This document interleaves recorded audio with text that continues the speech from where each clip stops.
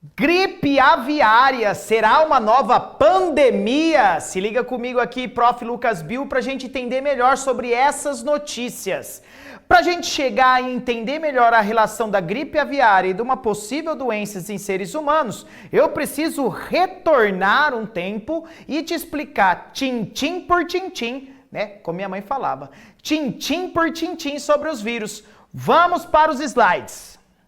Então, pessoal, todos os vírus apresentam basicamente uma estrutura comum, principalmente estes vírus que causam em nós as doenças, né? Aqui, como por exemplo, coloco para você a chikungunya, doença causada por um vírus aí icosaédrico, e o ebola, né? O vírus ebola que causa aí doenças nos seres humanos. Estes dois vírus apresentam como partes em comum uma estrutura que envolve eles chamada de envelope, muito parecida com a membrana plasmática da célula hospedeira anterior que ele ocupou. Além disso, eles apresentam um capsídeo feito de proteínas, então veja que os dois vírus apresentam essas duas estruturas, e mais internamente, eles apresentam seu material genético, que no caso desses dois vírus, são materiais genéticos comuns aí, que são a molécula de RNA. Ai, professor, só temos esses dois vírus? Não, chega para mim rapidamente. Nós temos várias formas de classificar os vírus diferentes, mas a gente pode utilizar principalmente o material genético deles. Tem vírus de DNA, tem vírus de RNA. Dá uma bisoiada aqui nessas figuras que eu posso apresentar para você. Eu tenho vírus de DNA causador da varíola, da parvovirose e da hepatite B. Temos vírus causadores de viroses comuns, como aconteceu no início do ano, lá no litoral paulista, né? Do norovírus. Antigamente era causada por esse rotavírus da vida aqui. Só que agora, uma molécula de RNA, o seu material genético. Temos também a Covid-19, o sarampo e a AIDS, né? Doenças causadas por vírus de RNA. Vem comigo! Cara, eu destaquei os vírus de RNAs porque são os principais vírus causadores aí de doenças famosas em vestibulares, principalmente no estado de São Paulo, né? Sobre vírus de maneira geral. Beleza? Continuamos para os slides. Eu tenho então destacado para você 3 doenças causadas aí por vírus de DNA e outras, né, de RNA. Vamos focar nas matérias nos vírus da gripe? Bom, o vírus da gripe ele é chamado de influenza, que ele tem essa carinha esquematizada para você. Ele apresenta lá dentro dele o seu material genético feito de RNA, e olha que interessante, ele tem o seu RNA, todos os seus genes, em várias moléculas fragmentadas de RNA. Já eu vou te contar o que isso implica nesse tipo de vírus. Além disso, ele tem uma cápsula, lembra o capsídeo feito de proteínas, e também um envelope com 2 proteínas muito famosas do vírus influenza, que é a neuraminidase e a hemaglutinina. Gente, guardem essas letras aqui para você entender os tipos de influenza diferentes. Vem comigo! Então nós temos 4 tipos de influenzas diferentes, desde o tipo A até o tipo D. Só que de importância médica para nós vamos pensar nos vírus do influenza A, onde residem essas doenças em vários animais, incluindo seres humanos, e temos como destaque o H1N1, o H3N2, o H2N2, H5N1, H7N9. O que seriam isso? Essas letras e esses números são diferentes formas daquela hemaglutinina e neuraminidase apresentadas agora há pouco para vocês, sacou? Então, dependendo do tipo de mutação que aquele vírus sofreu e modificou parcialmente ou até às vezes uma boa parte dessas 2 proteínas que começam com H e com N, a gente resulta nesses diferentes tipos aqui, né, de influenza A. Aonde estão os influenzas, né, as gripes mais famosas dentro dessas nomenclaturas estranhas aí com letra e número? A gripe espanhola e a gripe suína são derivadas deste H1N1. E as gripes aviárias, com destaque nas notícias que a gente está apresentando para você nesta aula, o H5N1 e o H7N9. Professor, são só esses que podem causar problemas nos seres humanos? Não, essas todas apresentadas para vocês, desde o H1N1 até o H7N9, são causadoras de doenças em seres humanos. Segue o jogo! Quais são os principais sintomas aí observados em quem tem gripe e assim acendeu o alerta para buscar o aconselhamento médico adequado?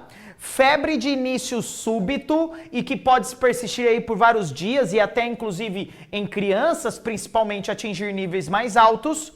Dor de cabeça, às vezes apresentado, né, escrito para nós como cefaleia, que é um sintoma bem comum aí, né, dos momentos que você está com gripe, e também dor no corpo e a tal mialgia, uma certa inflamação aí, né, do seu corpo, causando essas dores, né, nos músculos, beleza? Formas de transmissão que a gente pode citar é por meio de partículas liberadas e até por superfícies, né, contaminadas por esses vírus, e aí formas de você evitar as famosas profilaxias, uso de máscara, e inclusive é aconselhado o uso dela quando você apresentar sintoma. Vai lá para o seu colégio, tá sentindo aquelas dores, acho que estou gripado. Se ainda você conseguir ir no colégio no dia seguinte, usa máscara para evitar dos seus coleguinhas aí, né, pegarem a mesma doença. Vem comigo!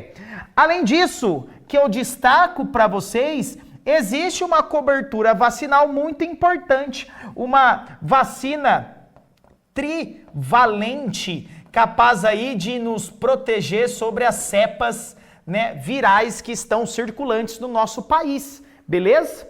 Ah, professor, mas por que a gente deve mudar e tomar vacina todos os anos?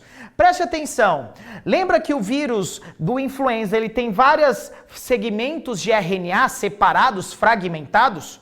Bom, devido a isso, por ser uma molécula mais simples, que é o RNA, e ele ser todo fragmentado, ele tem uma alta taxa de mutação.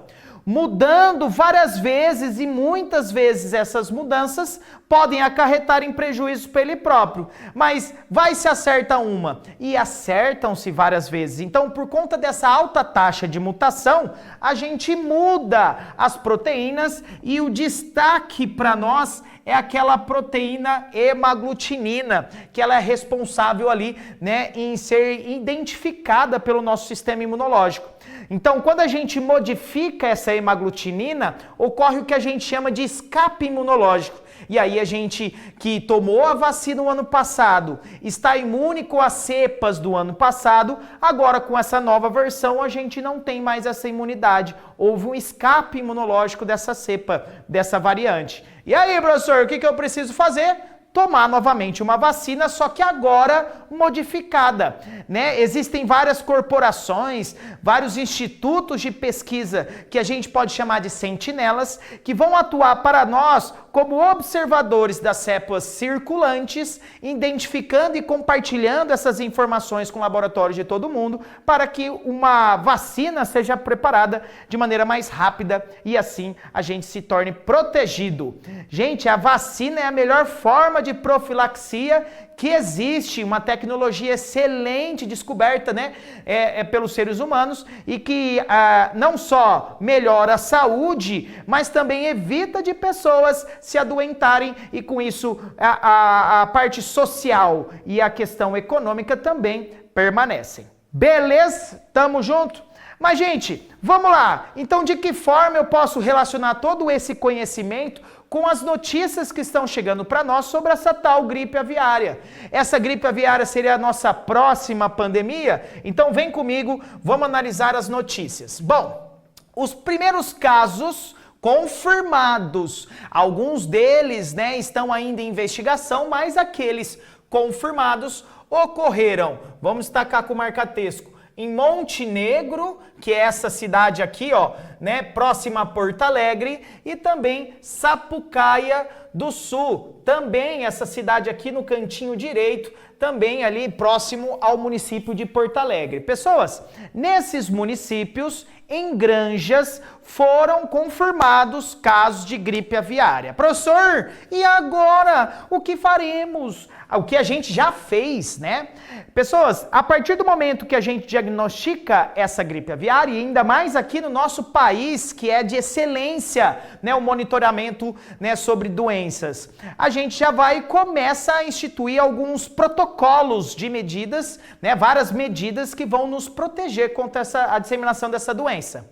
Aqui, por exemplo, eu trago uma notícia trazendo lá, né, do Rio Grande do Sul, que já tinham instalado barreiras sanitárias. Como assim, professor? Olha só aqui no slide. Eu tenho um carinha lá lavando os caminhões que circulam pela área onde foi observada, né, a gripe, onde foi confirmada a gripe. Essa água que ele está jogando aqui é uma água cheia de desinfetante que mata o bicho.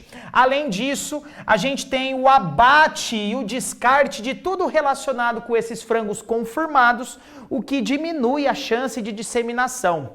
Essas barreiras, elas são feitas basicamente em 3 quilômetros da região, né, do epicentro ali onde foi encontrado o foco da gripe aviária, mas também se estendeu por 10 quilômetros a investigação de vários animais de criação. Não só aves, mas também alguns bovinos, suínos, para a gente ter com maior clareza se aquele foco foi exclusivo daquela região ou se ela se alastrou. Beleza? Então continuam ainda as investigações, alguns focos foram localizados também em Tocantins, mas ainda nada confirmado, precisamos ainda saber mais notícias sobre isso. Mas professor, e aí, o que isso acarreta? Eu posso continuar comendo frango? Posso comer meu ovo no café da manhã? Gente, tranquilo. O calor que a gente vai lá e esquenta e faz a cocção desses alimentos já consegue eliminar completamente o vírus. Então não tem problema na alimentação, beleza? As autoridades sanitárias e até os próprios agricultores que percebem que o prejuízo do abate desses animais infectados, perto deles mentirem, deles enganarem as autoridades falando que não existe, faz com que todo o sistema de monitoramento seja muito forte, muito rigoroso e assim evite qualquer problema de disseminação ou então diminua essa disseminação em locais mais reduzidos, beleza? Uma outra atenção importante, esse H5N1, que é a gripe aviária, ela acomete muito raramente os seres humanos. E quando acomete, a gente consegue controlar esses casos dentro dos hospitais de maneira bem monitorada, né? O Brasil, ele é um exemplo para o resto do mundo com relação a isso. É diferente aí de alguns outros países, né? Muito bem. Só para a gente entender, então, o que aconteceu, isso não é um fenômeno apenas atual. Aqui uma notícia lá, né, apresentada para nós ainda em 2025, mas que essa gripe aviária ela já estava em monitoramento e ocorrendo lá nos United States of America. E aí o que acontece, professor? É que sabendo que existem aves migratórias que vêm, voam, fugindo do inverno lá e se movimentando nessas regiões, nós podemos, observando essas aves migratórias vindo para o nosso país, nos atentar e aí, de certa forma, né, assumir protocolos, medidas que evitem essa possível disseminação. Beleza? Tamo junto? Gente, essa é uma análise biológica maravilhosa que a gente podia fazer e eu trouxe aqui para vocês, alright? E essa foi a biologia no seu cotidiano. Olha que maravilhoso! Gente, você que está aqui assistindo, eu sou o Professor Lucas Bill. Acesse as redes sociais Prof. Lucas Bill, senta o dedo no like, compartilha com a galera para me ajudar a continuar trazendo mais conteúdos como esse para você. Tamo junto? É nóis!